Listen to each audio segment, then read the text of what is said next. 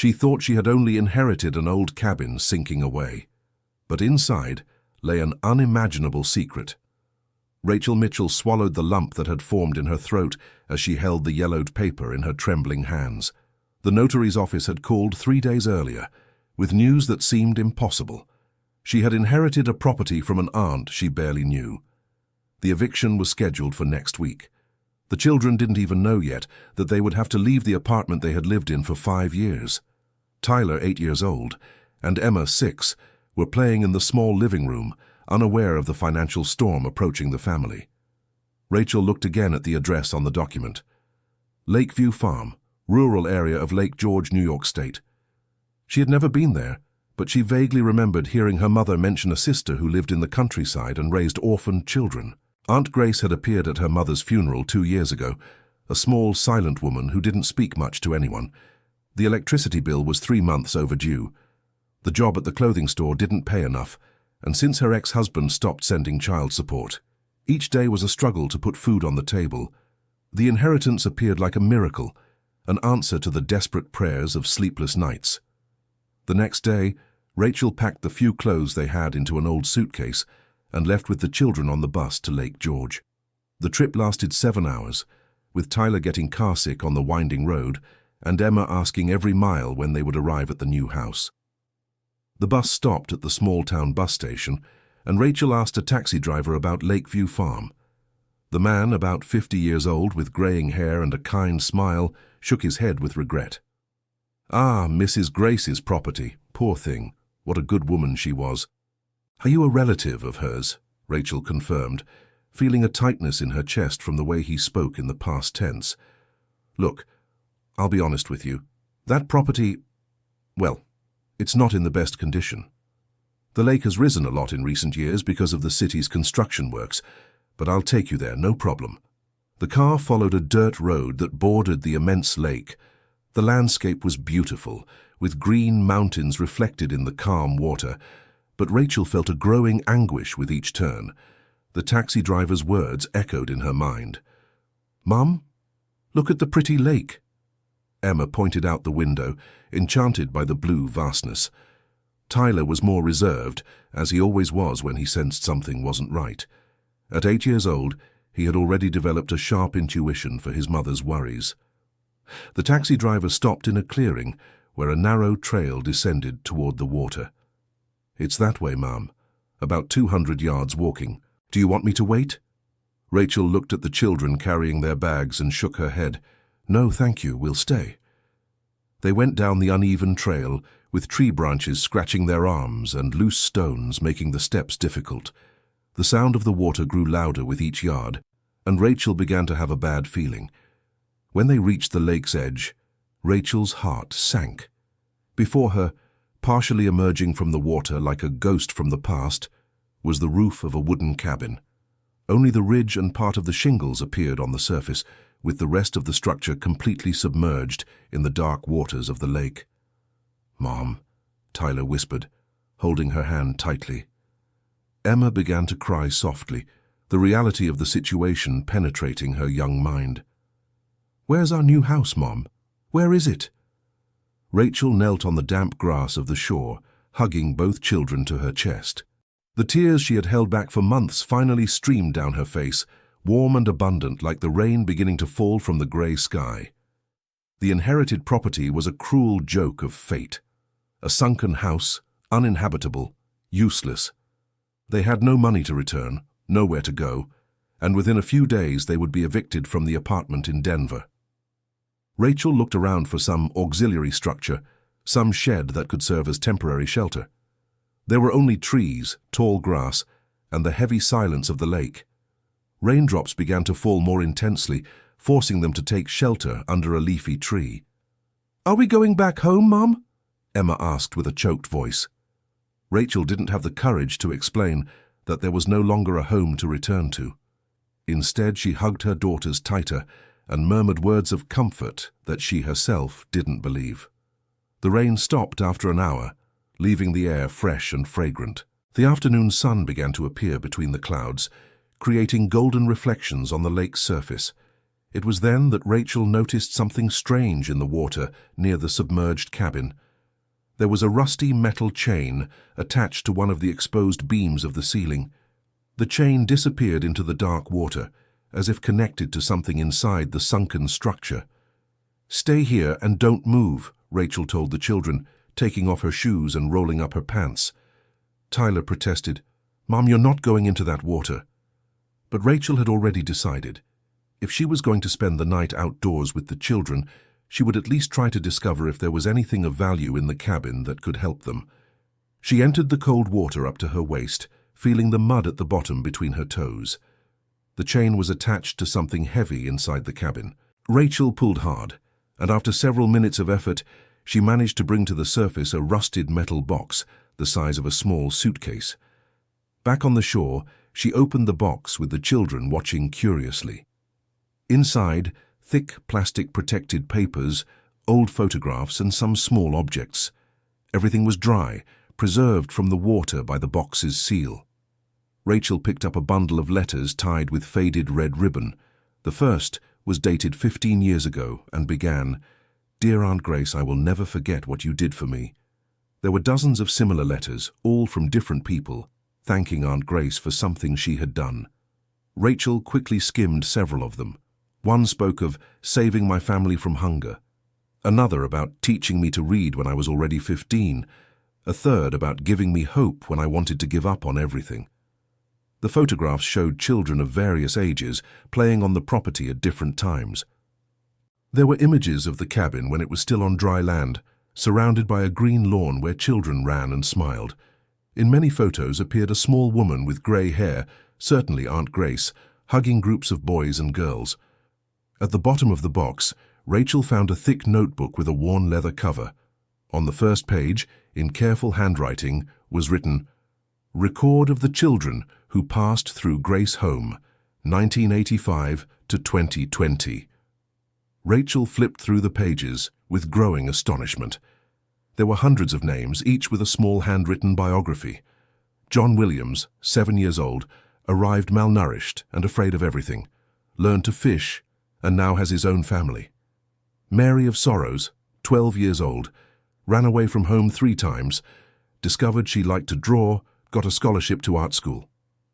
Tears returned to Rachel's eyes, but this time they were not of despair. It was pure emotion at the discovery of who her aunt really was. Grace wasn't just a distant relative. She was a woman who had dedicated her entire life to caring for abandoned children. Dear listener, if you're enjoying the story, please take a moment to like and especially subscribe to the channel. It helps us a lot as we're just starting out. Now continuing, Rachel continued reading the notebook while the children played with pebbles on the lakeshore. Each page revealed a story of transformation, of unconditional love offered to children the world had forgotten.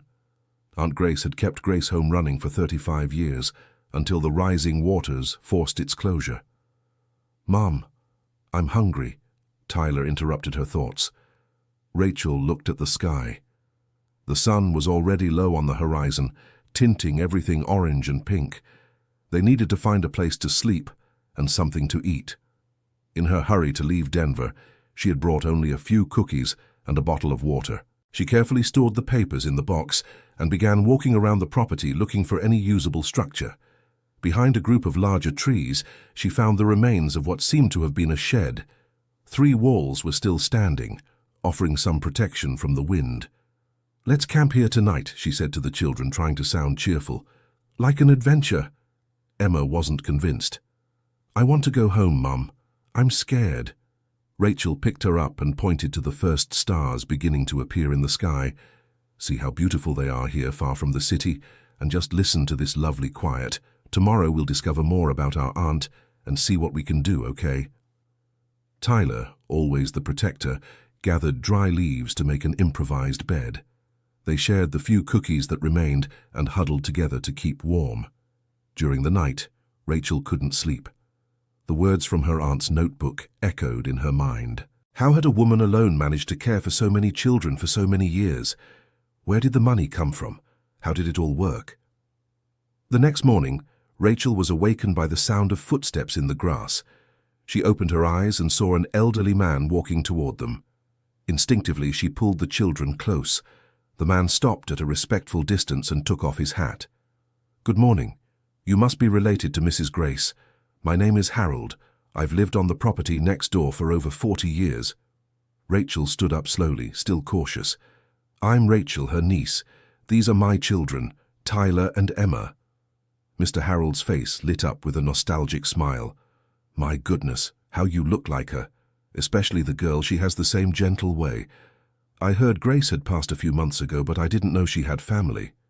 He looked around, noticing the improvised campsite. "You, just sleeping out here in the open." Rachel felt her face flush with shame, but something in the man's kind expression made her honest. "It's a long story. I inherited the property, but I only found the cabin sunken. We don't have much money for a hotel, so—" Harold shook his head with regret. "What a difficult situation. Look, come have breakfast at our house with Mrs. Dorothy, my wife. She'll be very happy to meet Grace's family."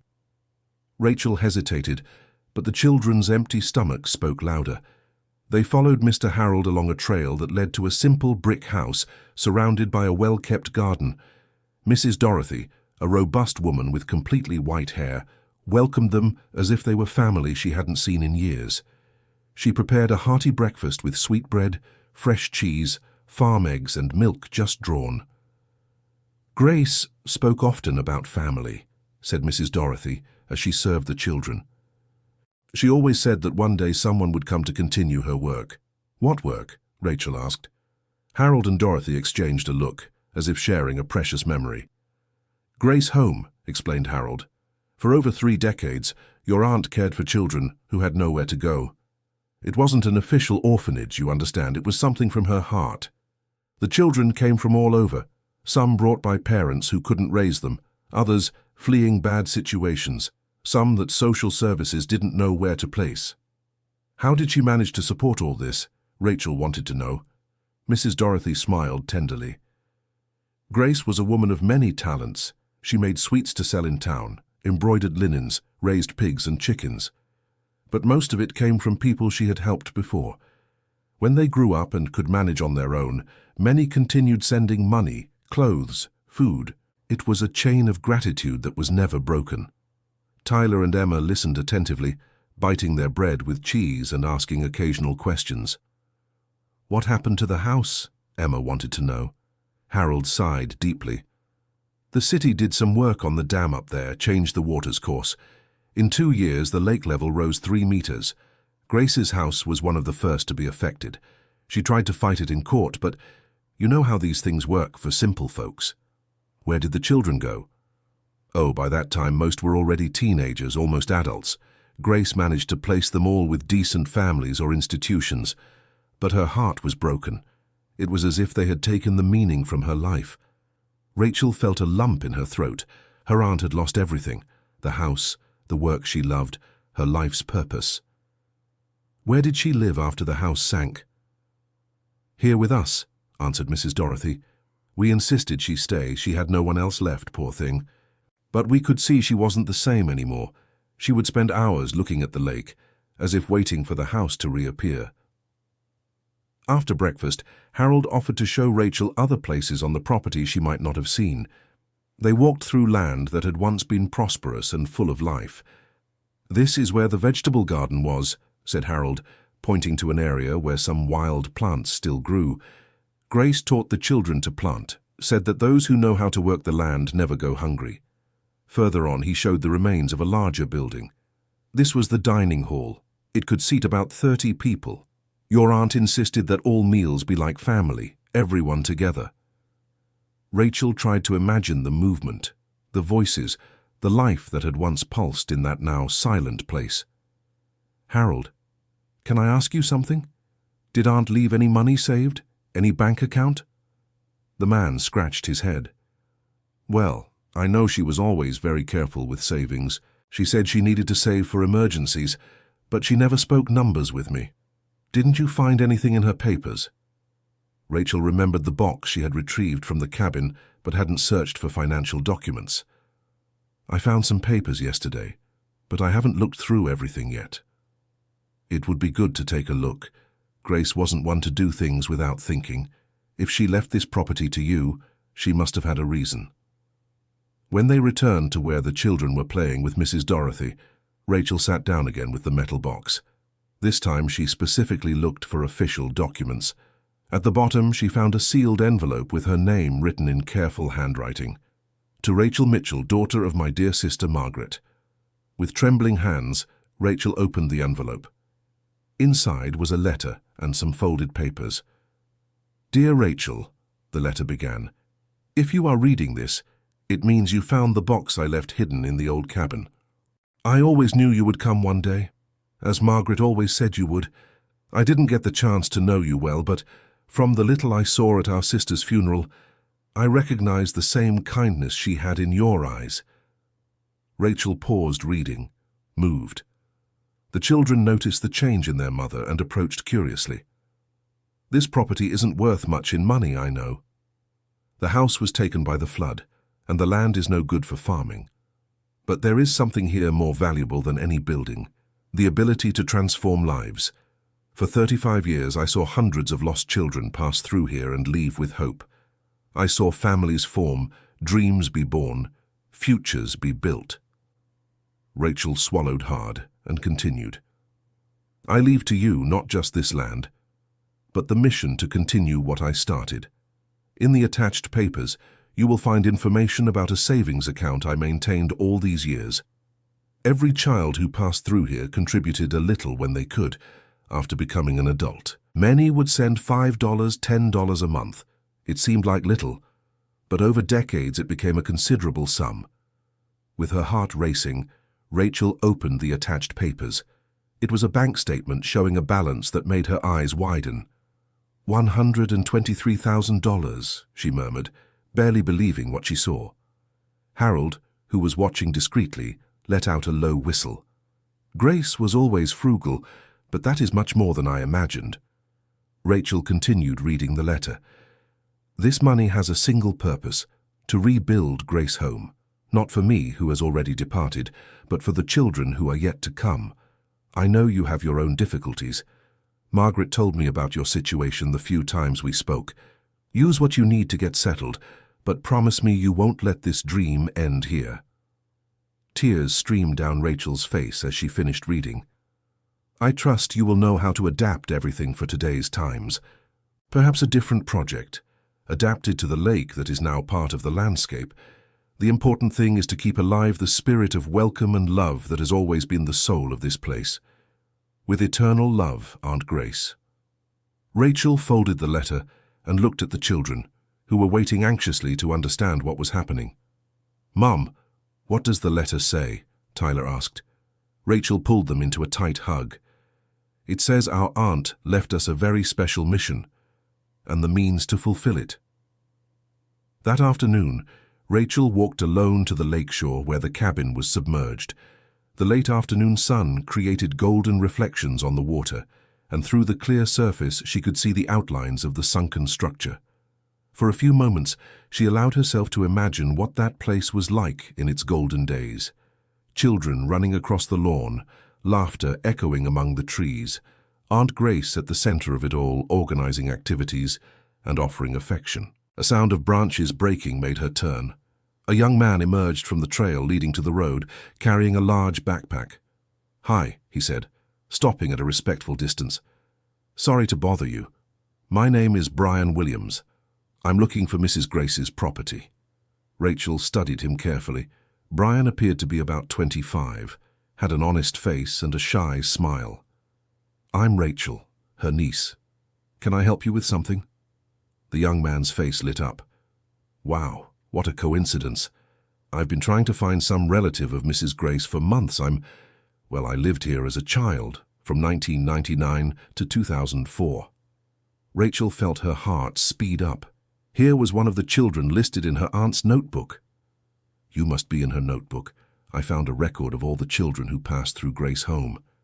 Brian laughed with emotion. Really? She kept a record of all of us.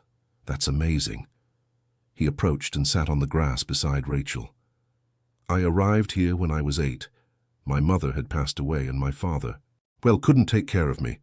Social services were going to put me in an orphanage in Denver, But someone mentioned Mrs. Grace. It was the best thing that ever happened to me. What do you do now? Rachel asked, curious. I'm a civil engineer. I graduated last year from the University of Colorado. And you know what?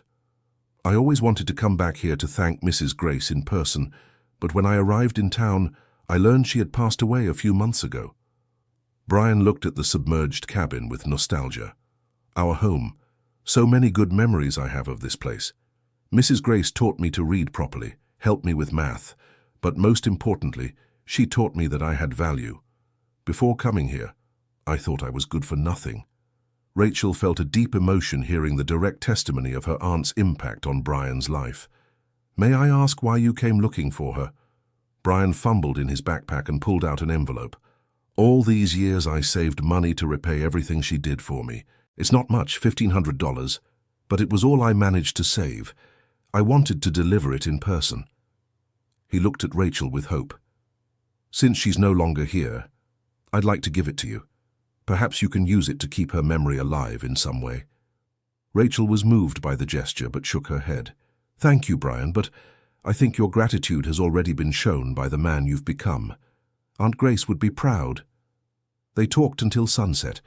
Brian told hilarious stories from his childhood at Grace Home, described other boys and girls he had met, talked about how his aunt managed to maintain discipline with firmness and affection at the same time. There was one rule at the home I never forgot, said Brian. Mrs. Grace always said, here everyone is family, and family takes care of each other. It didn't matter if you had arrived yesterday or had been there for years, everyone had to help the newcomers adapt.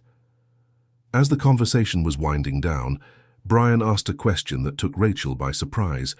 Do you have plans for this property?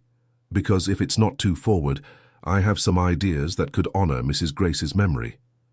Rachel told him about her aunt's letter and the mission to continue the social work. Brian visibly brightened. You know, I studied a lot about constructions adapted to aquatic environments during college. With the lake here, we could do an amazing project. Imagine floating platforms connected to the shore, educational activities using the water itself. Rachel's eyes began to shine with possibilities. You really think it would be possible? Of course. In fact, it could be even better than before. It could serve many more children, offer activities that weren't possible before. Water sports, environmental education, educational fishing. That night, Rachel could barely sleep. Her mind was buzzing with ideas and possibilities. For the first time in months, she felt something like hope growing in her chest. The next morning, Brian reappeared early with a folder full of papers. I worked through the night, he said, excited. I made some preliminary sketches of what could be done here. The drawings were impressive. Brian had envisioned a complex of floating platforms connected by wooden bridges, with areas for educational activities, a dining hall, dormitories, and even a small library. Everything designed to float on the lake and adapt to variations in the water level. This project could serve up to 50 children at once, explained Brian, much more than the original home. Tyler and Emma joined them to see the drawings, enchanted by the possibilities. Mom, look! There's even a slide that goes right into the water, Emma pointed excitedly. Rachel smiled, seeing the children's enthusiasm. For the first time, they seemed excited about the idea of staying in that place. Brian, may I ask a question? Why are you so willing to help? You must have your own projects, your own life. Brian grew serious for a moment. You know, after I graduated, I got a good job at a construction company in Denver. Good salary, good prospects. But every night I went to sleep feeling an emptiness in my chest. It took me a while to understand what it was. He looked at the lake with nostalgia. It was longing for that feeling of having a greater purpose. Here at Grace Home, even as a child, I knew I was part of something important. I helped take care of the younger ones, participated in activities, felt my life had meaning. Rachel understood perfectly. It was exactly what she herself had been feeling since she read her aunt's letter. Besides, continued Brian, Mrs. Grace always said that when we grew up and were able, our duty would be to help other children have the same opportunities. My time to give back has come. Dear listener, if you're enjoying the story, Please take a moment to leave a like and especially subscribe to the channel. It helps us a lot as we're just starting out. Now continuing. In the following days, Brian stayed on the property helping Rachel develop the plans. Mrs. Dorothy and Mr. Harold offered for everyone to stay at their house while they organized the projects. Rachel used part of the money left by her aunt to buy basic construction materials and hire some local workers. Brian took on the technical coordination of the project, working for free while using his vacation time from his job in Denver. The news of the project spread quickly through the small rural community. Harold told the neighbors who told others, and soon curious visitors arrived, wanting to know about the new Grace home. One day, while Rachel was organizing her aunt's papers, an elegant woman of about 40 arrived driving an imported car. She introduced herself as Dr. Patricia Henderson. "I heard you are resuming Mrs. Grace's work," she said with a smile that didn't reach her eyes. "I represent a social assistance organization from Denver. We would like to talk about a possible partnership." Rachel invited her to sit on the porch of Mrs. Dorothy's house. Dr. Patricia explained that her organization cared for at-risk children and was always looking for suitable places for placement. "We have a waiting list of over 200 children," she said.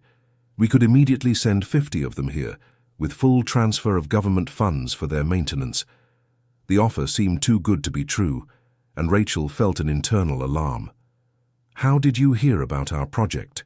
We haven't even started construction yet." "Oh, we have our information network.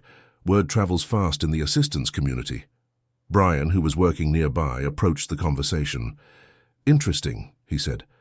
"Have you been doing this work for a long time?" 15 years, replied Dr. Patricia, but Brian noticed she averted her gaze. "At what address does the organization operate? Maybe I know it. I'm from Denver." The woman became visibly uncomfortable. We moved addresses recently. We're still getting organized at the new headquarters." After Dr. Patricia's departure, Brian expressed his suspicions to Rachel. "Something isn't right. A serious organization doesn't appear out of nowhere, offering 50 children for a project that hasn't even started yet." Rachel agreed, deciding to investigate further before accepting any partnership. That same week, other unexpected visits began to arrive.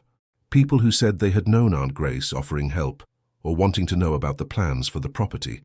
One of these visits was particularly special. A woman of about 50 arrived accompanied by 2 teenagers.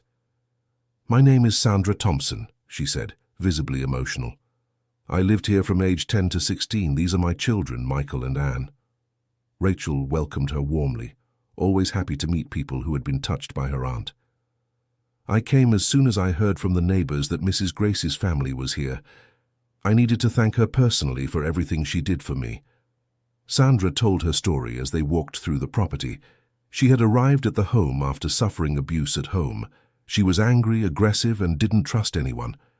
"Mrs. Grace never gave up on me, even when I broke things, fought with everyone, ran away into the woods.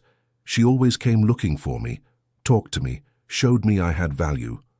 She pointed to a large tree near the shore. "How many afternoons I spent sitting there crying and complaining about life, and Mrs. Grace would always appear, sit by my side without saying a word, just keeping me company until I calmed down." Sandra's children listened attentively to their mother's story. "That's why I wanted to bring Michael and Anne here, so they could understand why I always speak of Mrs. Grace with such affection. This woman saved my life." Sandra now works as a social worker in a nearby town and offered to help regularize all the documentation needed for the legal operation of the new Grace home. "I know the bureaucratic procedures. I can greatly facilitate the licensing and accreditation process," she offered. With Sandra's arrival, the project gained new momentum. She brought practical experience in social work, knowledge of laws and regulations, and most importantly, credibility with official agencies. Brian also made an important decision. He quit his job in Denver to dedicate himself fully to the new Grace home project. "I found my purpose," he explained to Rachel. "This project is worth more than any salary." With the team forming, the construction work advanced quickly. The first floating platforms began to take shape, and the local community became increasingly involved in the project. Mr. Harold organized weekend work parties where neighbors came to help however they could. Mrs. Dorothy coordinated a group of women who prepared food for the volunteer workers. The positive energy was contagious. It was around this time that Rachel received an unexpected call on her cell phone. "Hello, this is the Lake George Notary's office. Are you Rachel Mitchell?" "Yes, speaking." "We have an urgent document here related to the property you inherited. You need to come here today." Rachel felt a chill in her stomach. Bureaucratic problems were the last thing they needed at that moment. At the notary's office, a serious employee received her with a worried expression. "Ms. Rachel, we have a delicate situation. A person has appeared here claiming to have rights to the property you inherited." Rachel's heart raced. "What do you mean? Wasn't the documentation in order?" "The inheritance is perfect, no problems, but this person is claiming that your aunt had sold the property before leaving and that the buyer was never officially notified." Rachel felt her legs weaken. "Who is this person?" "A man named Gerald Parker. Says he bought the land 2 years ago for a tourism project. He's demanding that you leave immediately." The employee showed some papers to Rachel. "The documents he presented seem authentic at first glance, but our lawyers are analyzing them. In the meantime, technically you cannot continue with the construction." Rachel left the notary's office feeling dizzy. All the hope that had grown in recent weeks seemed to be crumbling. When she got back to the property, she found Brian talking animatedly with a group of children who had come to play by the lake. Seeing their joy made her feel even worse. "Brian, we need to talk." She told him about the situation at the notary's office. Brian was visibly shaken but tried to stay calm. "It must be some kind of scam. Your aunt would never sell this property, not after everything it represented. But what if it's true? What if she needed to sell due to some emergency and couldn't notify the family? Rachel, you read her notebook, you saw the letters, the photographs. That woman dedicated her entire life to this place. She would never sell it for money." Even so, the uncertainty gnawed at Rachel's peace of mind. What if they lost everything? What if they had to abandon the project just as it was starting to work out? That night, she could barely sleep. The children sensed her anguish and tried to comfort her in their own way. "Mom, even if we have to leave here, you've made a lot of new friends," said Emma, hugging her. "It's true," Tyler agreed, "and we learned about our aunt. No one can take that away from us." The children's simple wisdom moved her, but it didn't lessen her worry. The next day, a well-dressed man around 50 years old arrived at the property, accompanied by 2 men who looked like security guards. "You must be the squatters," he said without ceremony. "I'm Gerald Parker, the legal owner of this property. I want everyone out of here by tomorrow." Brian stepped in front of the group. "No one here is a squatter. Mrs. Rachel inherited this property completely legally." Gerald laughed scornfully. "Inherited what? From a woman who sold everything to me 2 years ago. I have the contracts, kid." He waved some papers in the air provocatively. "This property is going to be a luxury resort. I already have investors waiting. You have 24 hours to disappear from here or I'll call the police." Rachel tried to stay calm. "Mr. Gerald, if you really bought the property, why didn't you come forward before? Why let the notary documentation be processed normally?" "Because I was traveling, of course. I only just found out about the old woman's death, but that doesn't matter. What matters is that you leave." One of the men with him approached the floating structures being built. "Boss, you want us to tear down this junk?" "Not yet," Gerald replied. "First, let's see if they're smart enough to leave peacefully." After the group left, Rachel and Brian met with Mrs. Dorothy, Mr. Harold, and Sandra to discuss the situation. "This Gerald is known around here," said Mr. Harold. "He has a reputation for buying land from elderly, desperate people for ridiculous prices. Then he evicts anyone living there and sells it to big companies." "But if he has documents," Rachel began. "Documents can be forged," Sandra interrupted. "As a social worker, I've seen many cases like this. He takes advantage of slow bureaucracy and the difficulty simple people have defending themselves." Brian was thoughtful. "We need more information about this supposed sale. If it really happened, there must be a record somewhere." Sandra offered to investigate with the relevant authorities, using her professional contacts. I'll check with the local notary offices, the IRS, the property registry. If there was a real transaction, it leaves a trail." While they waited for the investigation results, Rachel decided to go into town to talk to people who knew Aunt Grace well. She needed to understand if there was any real possibility she had sold the property. At the bakery where her aunt bought sweetbread, the pharmacy where she got her medicine, the gas station where she fueled her old truck, Rachel spoke with people who interacted with Grace regularly. They all said the same thing. Until her last day of life, her aunt spoke of the property as if it were her life, her dreams, her legacy. She never showed any interest in selling. "Mrs. Grace was always talking about returning to the property," the pharmacist recounted. "She said she would one day find a way to rebuild everything, even with the lake. It was her obsession." A gas station employee was even more specific. "About 2 weeks before she left, she came here very excited. She said she had written an important letter to the family, and that soon someone would come to continue her work. She was happy, hopeful. She didn't seem like someone who had sold the dream of a lifetime." The information reassured Rachel a little, but it didn't solve the legal problem. 2 days later, Sandra came back with important news. "There is no official record of a sale for this property in the last 5 years, she announced. "I checked all the notary offices, all the agencies. The property is registered in Grace's name until her departure, and then it passed legally to you." Rachel sighed with relief, but Brian remained cautious. "Does that mean Gerald's documents are forged?" "Most likely," confirmed Sandra, "but that doesn't mean he'll give up easily. Men like him have resources and lawyers.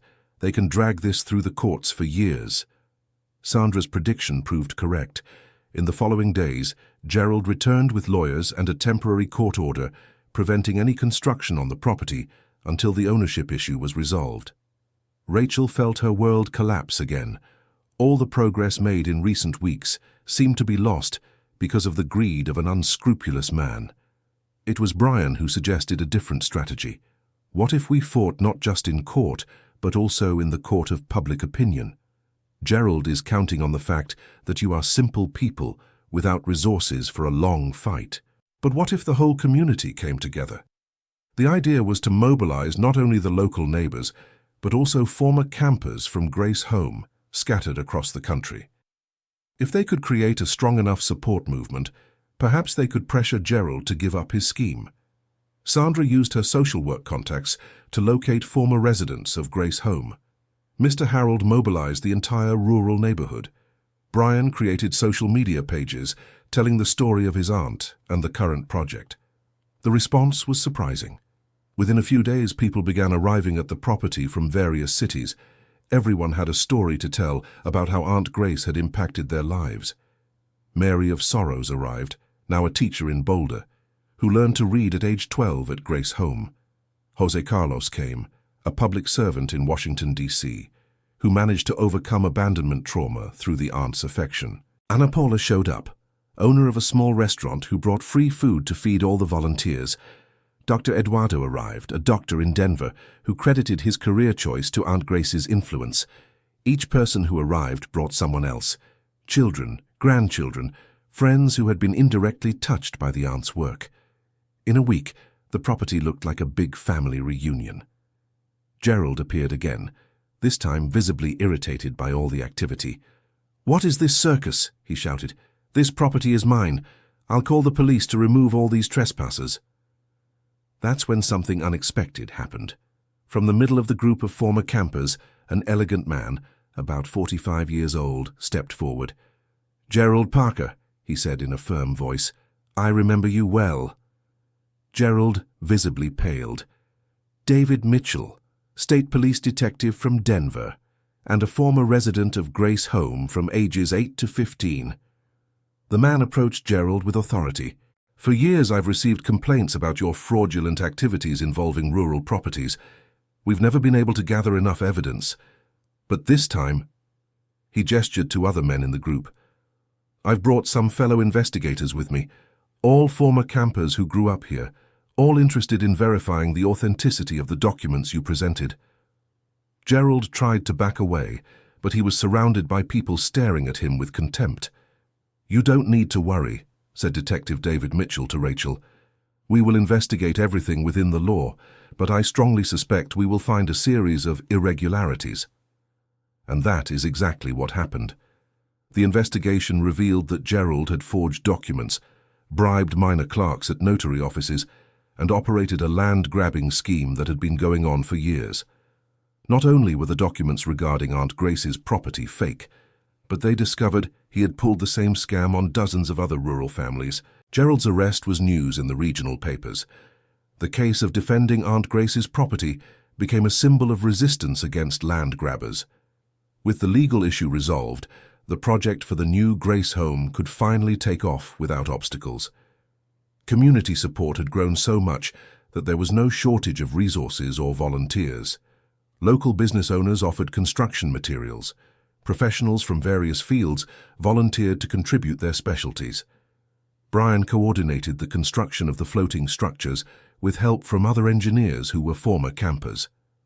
Sandra organized all the legal documentation and contacts with government agencies. Rachel took on the overall coordination, inspired by her aunt's example. 6 months after the project began, the new Grace home was ready to receive its first children. The floating structures were even more impressive than Brian's original drawings.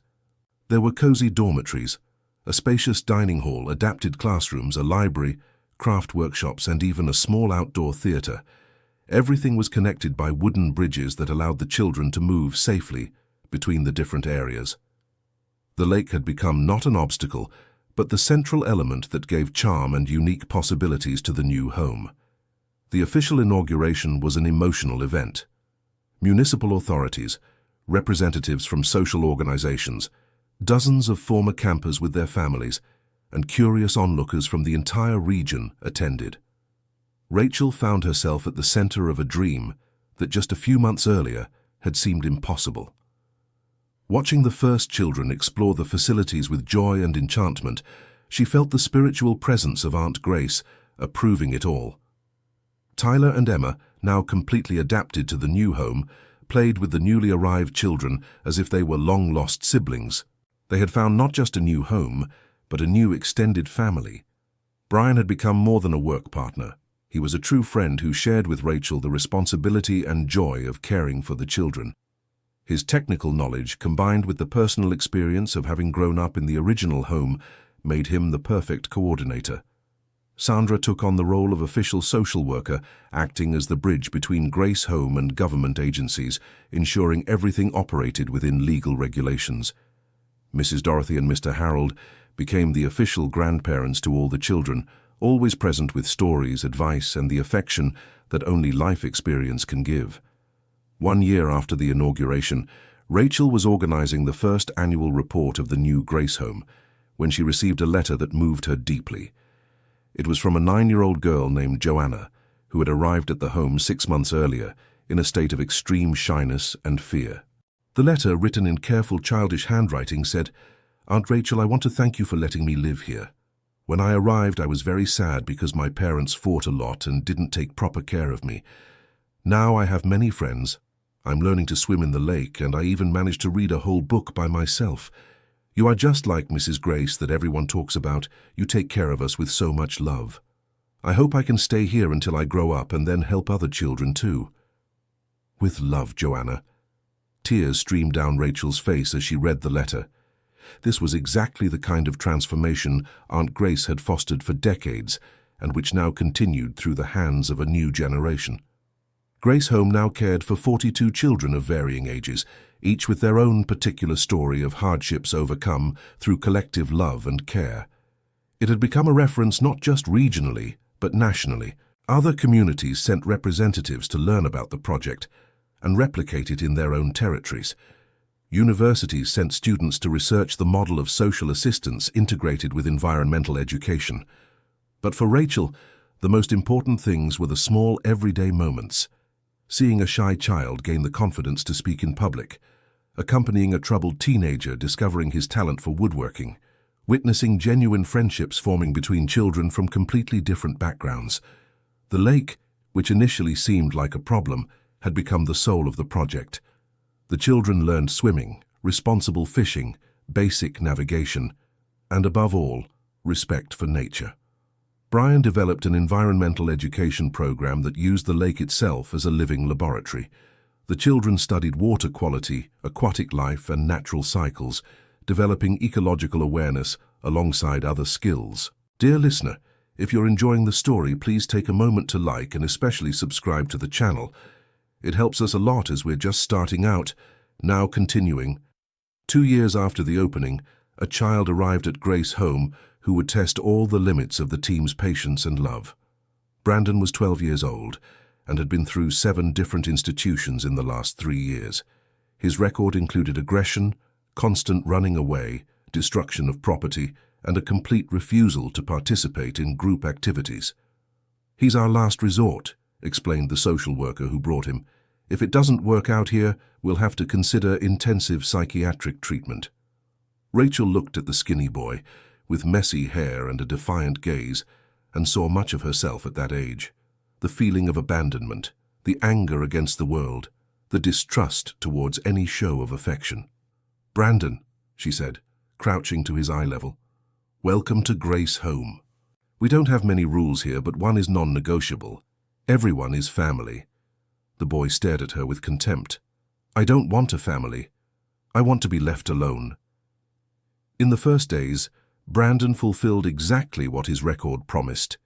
He fought with other children, broke 2 plates on purpose during a meal, tried to run away 3 times, and flatly refused to participate in any activity.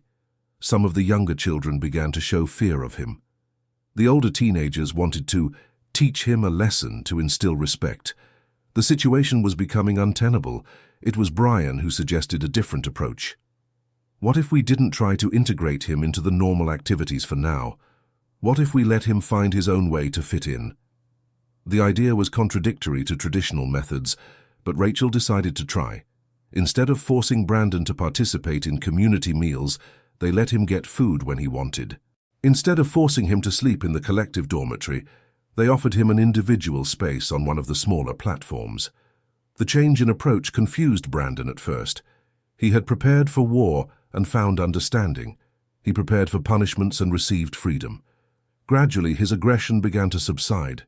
He still didn't participate in activities, but he stopped actively sabotaging them. He still didn't talk to other children, but he stopped provoking fights. The first real sign of progress happened during a heavy storm that hit the region. Brandon was alone on one of the smaller platforms when the wind began to dangerously sway the structures. Instead of waiting for someone to rescue him, he himself ran to help the younger children who were scared in the main dormitory. "It's nothing serious," he said to Emma, who was crying from the thunder. "It's just noise. Come here, I'll stay with you until it passes." Rachel observed the scene from afar with tears in her eyes. Beneath all that rebellion and aggression, there was a protective and caring boy. From that day on, Brandon began to gradually get involved in the activities at the home. First by helping with practical tasks, fixing equipment, maintaining the platforms, organizing materials. Then he became interested in Brian's classes on shipbuilding. He discovered he had a natural talent for working with wood and tools. 6 months after his arrival, Brandon had become one of the natural leaders among the older children. He remained introverted and a man of few words, but had developed an impressive sense of responsibility.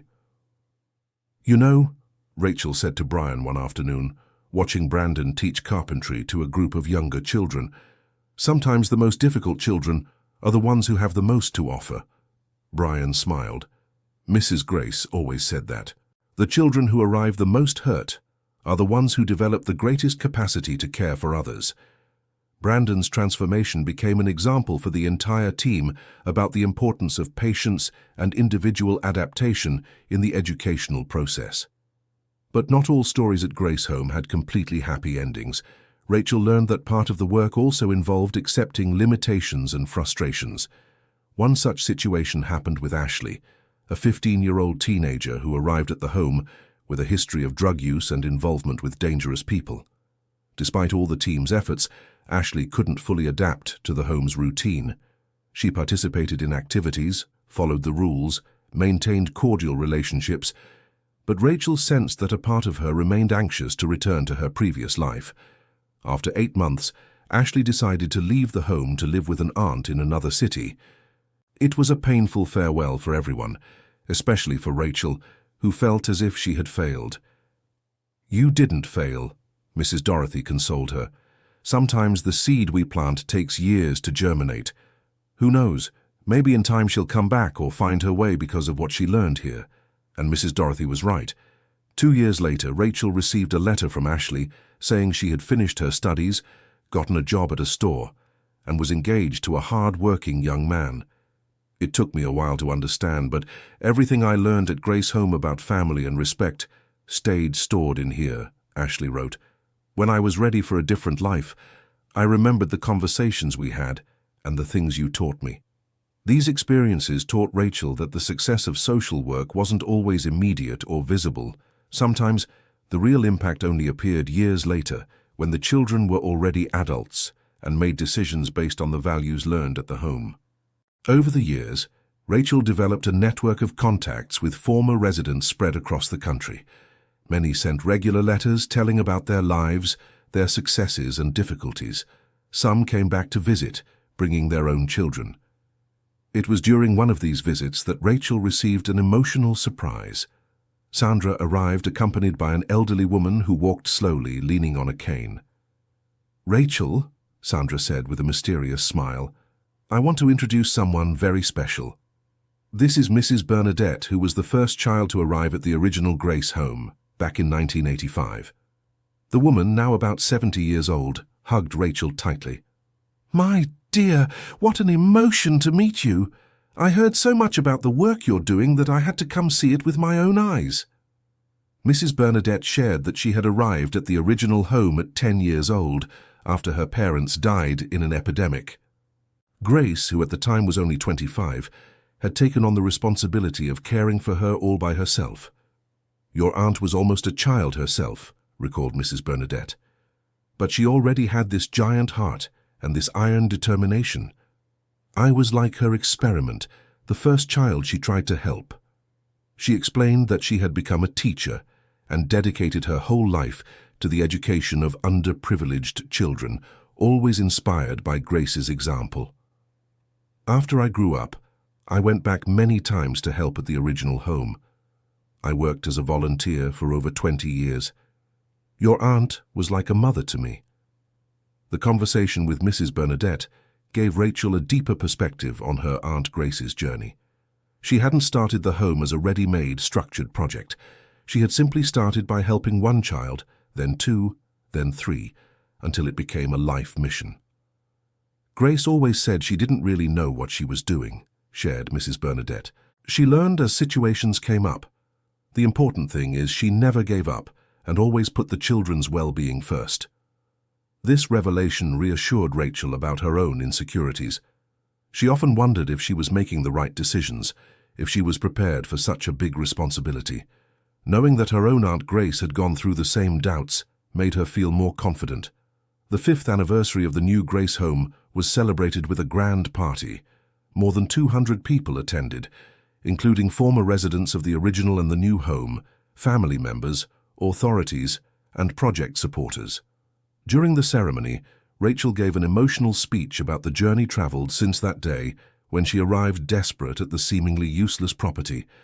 "When I first saw the cabin sunk in the lake, I thought fate was being cruel to me. I never imagined that image would become the symbol of the greatest transformation of my life."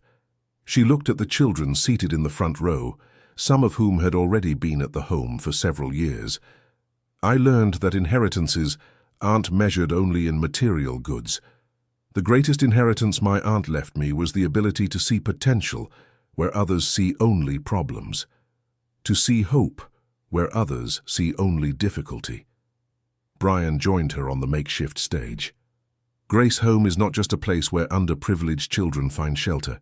It is a place where all of us, children, teenagers, adults, learn the true meaning of family. A family that is not formed by blood, but by choice, by love, by mutual commitment." The event was covered by regional newspapers and television stations. The publicity brought even more visibility to the project, resulting in invitations for Rachel to speak about social assistance at universities and conferences. But for her, the most important recognition continued to be the small daily victories. seeing a child learn to read, helping a teenager discover their professional calling, witnessing sincere friendships forming between children from completely different backgrounds. Tyler and Emma, now 13 and 11 years old respectively, had become an integral part of the home's team. Tyler showed a talent for education, helping younger children with their studies. Emma had developed a special gift for calming children who arrived traumatized. "Mom," said Tyler in a nighttime conversation, "sometimes I try to remember what our life was like before we came here, but it feels like it was in another lifetime." "For me too," agreed Emma. "Here I feel complete, as if this is the place I should have always been." Rachel smiled, remembering her own words from a few years before. She also felt as if her entire previous life had been merely preparation to arrive at that place and take on that mission. The emotional and financial stability she had found at the home had allowed her to develop as a person in ways she never imagined possible. She had taken courses in child psychology, social pedagogy, and community project management. Brian had also grown professionally. In addition to coordinating the home's technical activities, he had founded a small consulting firm specializing in constructions adapted to aquatic environments. His projects, inspired by Grace Home, were being replicated in several regions of the country. Sandra had become a national reference in community social work. She regularly received invitations to lecture and consult on other similar projects, always using the Grace Home experience as an example of success. The system created at the home had evolved far beyond basic shelter. They offered formal education in partnership with the municipal school, vocational courses for teenagers, psychological support when needed, and, most importantly, a support network that extended well beyond their stay at the home. Former residents who had become adults and built their lives kept in regular contact, offering mentorship to teenagers preparing to leave the home. A true mutual support network had been created, ensuring that no one left the home without concrete prospects for the future. The project had also positively impacted the entire region. The presence of the home brought visibility and resources to the local community. Small businesses had emerged to meet the project's needs. Social tourism had increased, with people visiting to learn about the experience. Mr. Harold and Mrs. Dorothy, now in their 70s, had become local celebrities for their dedication to the project. They received regular visits from researchers and journalists interested in documenting the history of Grace Home. "I never imagined our life would take this direction," said Mr. Harold in a conversation with Rachel. "When Grace came to live here with us, we thought we were just helping a neighbor in need. We didn't know we were entering a much larger story." Mrs. Dorothy added, "Sometimes I think Grace planned everything just right. She knew you would come. She knew you would find the right people along the way. She knew everything would work out." Mrs. Dorothy's observation made Rachel reflect on all the coincidences that had led to the project's success. Brian's arrival at the exact moment, the meeting with Sandra, the network of former campers who mobilized against Gerald. Each coincidence seemed to have been carefully orchestrated. Perhaps Aunt Grace had indeed foreseen everything, leaving not only a material inheritance, but also a carefully prepared path for the legacy to continue through the right hands. 8 years after her arrival at the property, Rachel was organizing the home's historical archive when she found an envelope she had never seen before. It was hidden at the bottom of the metal box she had retrieved from the submerged cabin. The envelope was sealed and had handwritten on it, "To be opened only when the new Grace Home has been operating for at least 5 years." With a racing heart, Rachel opened the envelope. Inside was a letter from Aunt Grace and a photograph. The photograph showed Aunt Grace standing on the shore of the lake, exactly at the location where the new Grace Home now operated. She was smiling and pointing at the water, as if visualizing something that did not yet exist. The letter said, "Dear Rachel, if you are reading this, it means you have managed to transform this flooded property into something beautiful and useful again. I always knew you would be the right person to continue my work, ever since the day I saw you caring for your children at our sister Margaret's funeral." Rachel paused, reading, surprised. Her aunt had paid more attention to her than she had imagined. "I know you must have gone through many difficulties and uncertainties to get here. I also know you must have questioned whether you were prepared for such a responsibility. Let me tell you a secret. I went through the same thing when I started the original home. The letter continued, revealing details about the early years of the original home that Rachel had never known. There were moments when I thought about giving up, moments when the money ran out, when the children tested me beyond my limits, when the authorities questioned my ability. But whenever I was about to give up, a child would do something that reminded me why that work was important. Rachel smiled, recognizing the same experience in her own journey. The true secret of Grace Home is not in the buildings or the financial resources. It is in the ability to see in each child not what they are today, but what they can become with love and guidance. It is in the patience to wait for seeds of goodness to sprout at the right time. Her aunt further revealed that she had left specific instructions with her lawyer so that, after 10 years of operation of the new home, a second bank account would be released. This second account contains resources to expand the project beyond our property.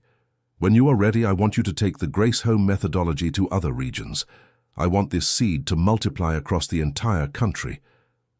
Rachel finished reading the letter with tears of emotion and gratitude. Her aunt had planned not only the continuity of the work, but also its future expansion. That night she gathered Brian, Sandra, Mrs. Dorothy, and Mr. Harold to share the discovery. Everyone was moved by the revelation of Aunt Grace's foresight. "It's amazing how she managed to foresee so many details," commented Brian.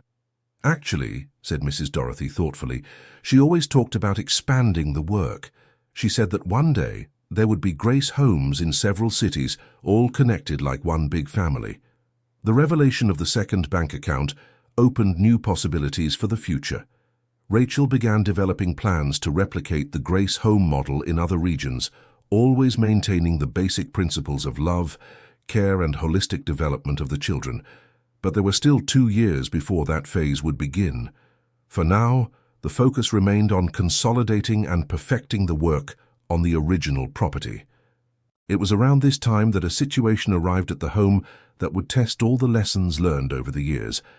A social services bus brought 8 siblings simultaneously, aged between 4 and 15, who had been removed from a situation of extreme neglect. Accommodating 8 children at once, all traumatized and with specific needs, was a logistical and emotional challenge unprecedented in the home's history. The oldest brother, Marcus, 15 years old, had prematurely taken on the role of caregiver for the younger ones. He arrived suspicious and protective, refusing to be separated from his siblings for even a second. The middle sister, Patricia, 10 years old, had developed excessive mothering behaviors, trying to care for all the younger ones simultaneously. She couldn't relax or play, always worried about the needs of others. The younger ones showed different degrees of trauma. Some were excessively shy, others aggressive. Some had learning difficulties, others health problems stemming from prior neglect. Rachel and her team had to completely adapt the routine at the home to accommodate the specific needs of the sibling group. It was necessary to keep their rooms close so they wouldn't feel separated, but at the same time create individual spaces so each could develop their own personality. The work was intense and exhausting. In the first months, Rachel would reach the end of the day completely drained, questioning if she had enough emotional resources to handle such complexity. But gradually, the home's methodology of love and patience began to produce results. The siblings began to relax, to trust the staff, to interact with other children. Marcus discovered he could be a teenager and not just a caregiver. He began to take an interest in sports and music, developing talents he had suppressed for the sake of family responsibilities. Patricia learned to play again. It was a slow and emotional process to watch a 10-year-old girl rediscover the joy and spontaneity of childhood. The younger ones flourished in different ways, each finding their space and their special abilities. What initially seemed an impossible problem to solve became one of the greatest victories in the home's history. The experience with the 8 siblings taught Rachel and her team about the importance of keeping children who arrived together united, respecting family bonds even in institutional settings.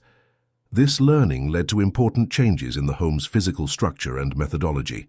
Family apartments were created where groups of siblings could stay together under supervision, maintaining their identity as a family even within the larger family of the home. The decade of operation of the new Grace home was marked by hundreds of stories of transformation. Rachel had lost count of how many children had passed through the property, but she kept in her memory every face, every progress, every challenge overcome. The home had become a nationally recognized model. It received regular visits from researchers, students, and public managers interested in learning about the methodology. Several academic theses had been written about the experience. But for Rachel, the most important recognition continued to be the letters she received from former residents telling about their adult lives. Doctors, teachers, artisans, merchants, public employees, all proud of their achievements and grateful for the time spent at Grace Home. End of story. Now tell me what you thought of this story and where you are watching from. If you have something to share with us, leave it in the comments with sincere words. Do you believe Rachel made the right decisions in accepting her aunt's inheritance? We will be happy to read your opinion. Thank you so much for your company. Don't forget to leave your like and, most importantly, subscribe to the channel so you don't miss other emotional stories.